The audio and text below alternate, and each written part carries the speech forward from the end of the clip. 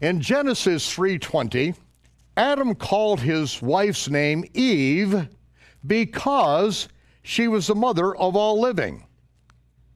This makes no sense in English, but in Hebrew it is a common figure of speech, a word pun. He called her name Chava because she was the mother of all Chai.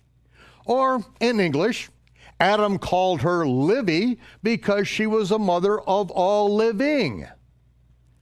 In the 2nd century, Papias, a disciple of the gospel author John, stated that Matthew wrote his gospel in the Hebrew language, and several did their best to translate it.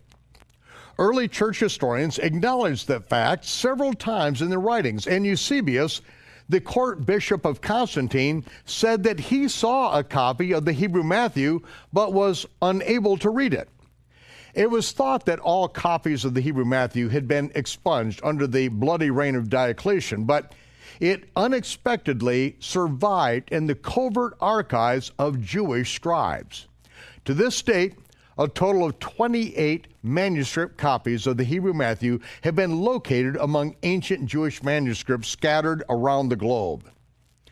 The ancient Hebrew Matthew tells a story that cannot be appreciated in either the Aramaic or Greek translations of Matthew. And he began to explain to me that according to some scholars, the New Testament wasn't written in Greek, it was actually written in Hebrew. I thought that was very interesting, and I said, Hebrew? Why would you think the New Testament was written in Hebrew? And he explained to me that in certain parts of the New Testament, you have something which are called Hebraisms. Hebraisms are Hebrew thought patterns which are literally translated over into Greek, and when you read them in Greek, they sound like broken Greek. They sound like they were translated by a foreigner. It doesn't make sense. And let me illustrate to you what a Hebraism is by bringing you an Anglicism or an Anglicism.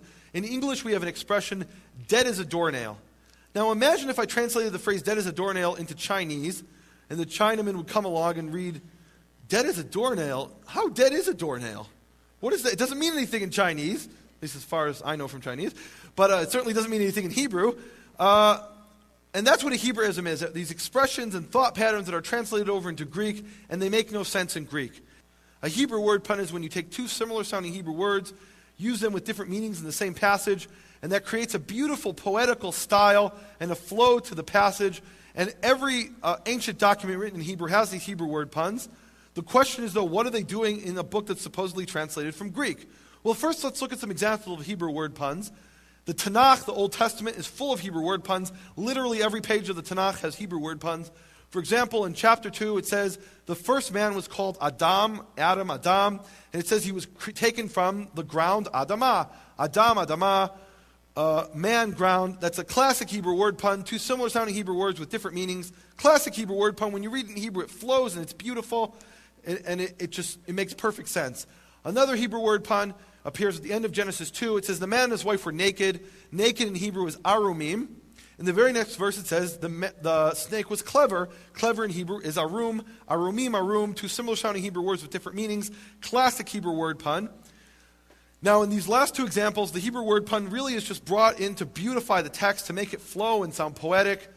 Sometimes, though, the Hebrew word pun is intricately interwoven into the actual message of Scripture.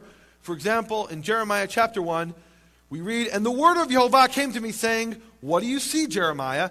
And I said, I see an almond branch. And Yehovah said to me, you have seen well, for I am diligent to do my word. Now, when you read this in English, it makes absolutely no sense. What is the almond branch doing there? It's like a red herring. What is that almond branch doing in the prophecy? What does it have to do with diligence? Well, in Hebrew, it's immediately obvious, because almond is shaked, and diligent is shoked. Shaked, shoked. Two similar sounding Hebrew words with different meanings. Classic Hebrew word pun. Well, of course, Genesis and Jeremiah have Hebrew word puns. They were written in Hebrew. But what they found is that Shem Tov's Hebrew Matthew also has Hebrew word puns. For example, and we're just going to bring a few examples, but there are many, many examples. Matthew chapter 9, verse 8, and the crowd saw and they feared very much. Now, when you read this in English, you say, okay, what's the word pun? But in Hebrew, it's immediately obvious. And they saw as vayiru, and they feared as vayiru. Two similar sounding Hebrew words with different meanings. This is a classic Hebrew word pun. But what is this doing in a book that was supposed to be translated from Greek? It shouldn't be there, should it? Here's another one. Hebrew Matthew 12, verse 13, then he said to the man, stretch out your hand, and he stretched out his hand, and it was after this that Yeshua knew and he turned. Okay, again, in English, what's the word pun? You don't see anything. In Hebrew, it's immediately obvious. Vayet, and he stretched. Vayet, and he turned. It's two similar sounding Hebrew words with different meanings, a classic Hebrew word pun. What is this doing in a book that was supposed to be translated from Greek, though? You would only have these Hebrew word puns if this was written in Hebrew. Here's another example, which is very interesting. Here in Hebrew Matthew chapter 18, verses 23 to 35, we have the parable of the debt. And this is the famous parable which talks about a king who's owed a debt by his servant, and that servant can't pay, so he goes down the food chain and oppresses his own servant. And 5 times in the parable it talks about paying. It says to pay 5 times. Pay, pay, pay, pay, pay. The Hebrew word for pay is shalem. So 5 times in the Hebrew it says shalem. Shalem, shalem, shalem, shalem, shalem. Let's all learn that Hebrew word. What's the Hebrew word? Shalem. So 5 times it says to shalem, to pay. Then in the moral of the parable appears in verse 35, and there it says, there Yeshua says, so shall my Father in heaven do if you do not forgive each man his brother with a complete heart. And the Hebrew word for complete is shalem. Now, this is a classic Hebrew word pun that, just like in the example of Jeremiah, is intricately interwoven into the actual message of the parable. And without recognizing this Hebrew word pun, you're missing something. It's like that almond branch. You don't understand the connection there. In Hebrew, you immediately see the connection. He says it 5 times, and the 6th time it has a different meaning. Classic Hebrew word pun. Now, it's very clear that this parable must have been spoken in Hebrew, because this Hebrew word pun is intricately interwoven into the actual parable. So if this was translated from Greek, that would be an impossible coincidence. And you have many Hebrew word puns like this in Shamtel's Hebrew Matthew. We only looked at a few examples. Here's a word pun that actually appears in Greek Matthew. Greek Matthew 16:18. Yeshua says to Shimon, to Peter, he says, you are Peter, and upon this rock I will build my church. And this is a Greek word pun that appears in the Greek Gospel of Matthew.